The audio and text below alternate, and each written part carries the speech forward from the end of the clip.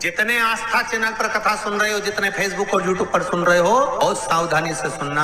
2 बार पशुपति व्रत कर लिए आपने, ये कर लिया आपने, प्रदोष कर लिया आपने, सोमवार कर लिया आपने, सारे अनुष्ठान कर लिए, बहुत सारे उपाय भी करे। तो सोमवार के दिन भगवान शंकर को अगर जल चढ़ाया जाता है तो हमारे घर में शीतलता का अनुभव होता है। शिव महापुराण तो यहां तक कहती है कि आपका कोई काम अटक रहा है, कोई काम नहीं हो रहा, बहुत परेशान हो गए, बहुत थक गए उस काम के लिए, सबके हाथ भी जोड़ लिए, सबके पास होकर आ गए, पर वो काम बढ़ ही नहीं रहा।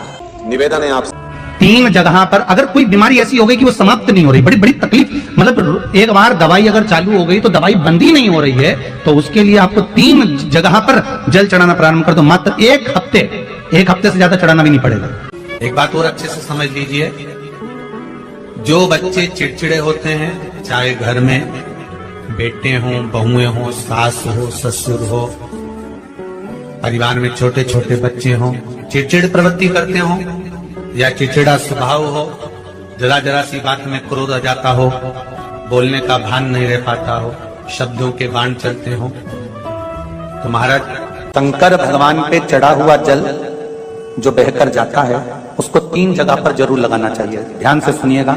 9 ग्रह जो शरीर पर राहु, केतु, मंगल, बुध, शनि परेशान करते हैं, उसकी समाप्ति के लिए शिव पर चढ़ा हुआ जल नैनों पर, कंठ पर, मस्तिष्क पर, 3 जगह पर जिसके प्रतिदिन शिव पर चढ़ा हुआ जल लगता है उसको कभी 9 ग्रह परेशान नहीं। जैसे 1 हफ्ते आप टेबलेट लेते हो, गोली लेते हो, 1 हफ्ते चढ़ाना प्रारंभ कर दो। सबसे पहले बेलपत्री के पेड़ के नीचे क्या करना है, जल का पात्र लेना है, उसमें 2 दाने चावल के डालना, 2 दाने अक्षत के डालिए। पहले बेलपत्री के पेड़ के नीचे जाओ, वहां जल चढ़ाओ, फिर जाइए पीपल के वृक्ष के नीचे, वहां जल चढ़ाइए, आखिरी में या तो शमी के नीचे या फिर आंवले के नीचे, इन दोनों में से कोई एक वृक्ष जिसके नीचे। पर 1 हफ्ते अगर आपने आंवले में चढ़ाया है तो आंवले में ही चढ़ाना, शमी में चढ़ाया है तो शमी में चढ़ाना, ये बदल के मत चढ़ाना कि आज मैं शमी में चढ़ा देती हूँ कल आंवले में चढ़ा दूंगी, ऐसा नहीं। बेलपत्री के पेड़ के नीचे एक जो पत्ता आपके पास में हो, पान का मिल जाए तो पान का, पीपल का मिल जाए तो पीपल का, बेलपत्र का मिल जाए तो बेलपत्र का, उस पत्ते पर मात्र थोड़ा सा शहद और 7 दाने चावल के रखकर घी का दिया लगा दो महाराज, और थोड़ा सा जल हाथ की अंजलि में लेकर भगवान देवाधिदेव महादेव का स्मरण कर कर कि इस बेलपत्री के वृक्ष के नीचे माता लक्ष्मी, पार्वती, सरस्वती विराजमान है। इसी बेलपत्री के पेड़ के नीचे मेरे देवाधिदेव महादेव का 12 ज्योतिर्लिंग का स्वरूप प्रकट है, उनका स्मरण कर कर जल चढ़ा दीजिए। और उसका स्मरण कर लो जो चिड़चिड़ प्रवृत्ति करता, क्रोध करता, जिसको बोलने का भान नहीं होता हो, सम्मान नहीं देता हो, अपशब्द कहते हो, उनका स्मरण कर कर आप छोड़ेंगे। एकदम एक प्रदोष करेंगे, दूसरे प्रदोष तक तो आपको कोई दिक्कत ही नहीं। 2-3 प्रदोष कर कर देखिए, बाबा कृपा करें। शंकर भगवान को जो जल चढ़ाया जाता है दुख काटने के लिए, तकलीफ काटने के लिए, कष्ट मिटाने के लिए, तो एक नियम है शंकर भगवान का जल चढ़ाने का जो नियम है। दुख बढ़ गया, आप शंकर भगवान के मंदिर में जाकर जब धीरे धीरे शिव जी पर जल चढ़ाएं, उसके बाद में आप अपने मन की कामना जब जल चढ़ाते जाएं और बाबा से कहते जाएं, बाबा रोज कामना कहने की जरूरत नहीं है, एक बार आप कामना करो और उसके बाद जल चढ़ाना प्रारंभ करो। और उसको कहना जरूर, तेरे दरबार से कोई खाली नहीं गया मेरे शंभू, मैं नहीं जानती, मैं तो इतना जानती हूँ कि कंकर शंकर है और तू सुनता जरूर है। ब्रह्मा ब्रह्म लोक में है, भगवान विष्णु वैकुंठ लोक में है, पर मृत्यु लोक में मेरा देवाधिदेव महादेव है, मेरी सुनेगा जरूर। और बाबा से विनय कर कर आप आइए।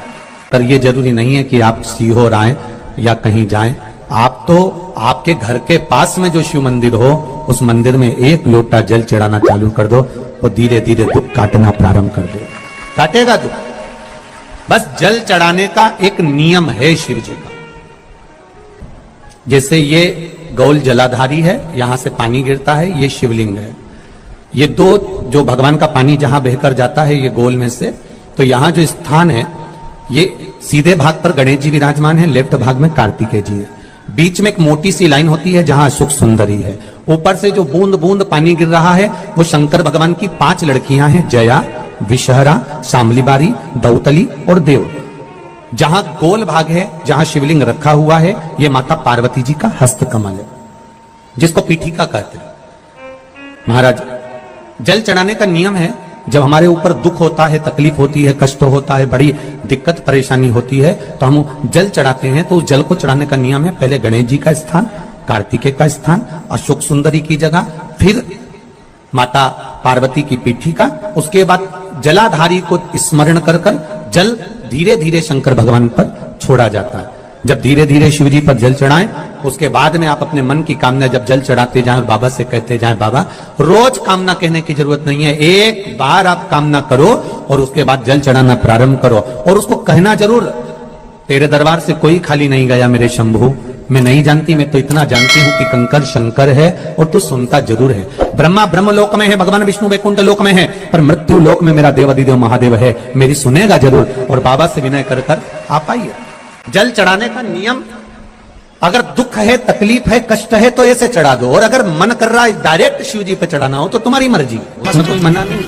शिव तत्व किसको कहते हैं? शंकर का गुणगान, शिव का स्मरण, भगवान शंकर का मंत्र जाप किसको कहते हैं? ये वही समझ सकता है जिसके भीतर शिव समाया होगा। और एक विश्वास के साथ आप लोगों से कहना चाहूंगा, जितने लोग आस्था पर कथा सुन रहे हो, जितने फेसबुक यूट्यूब पर सुन रहे हो, और जितने लोग मालेगांव की ये पवित्र भूमि पर बैठकर कथा सुन रहे हो, आप दिल से उसकी कथा सुनना।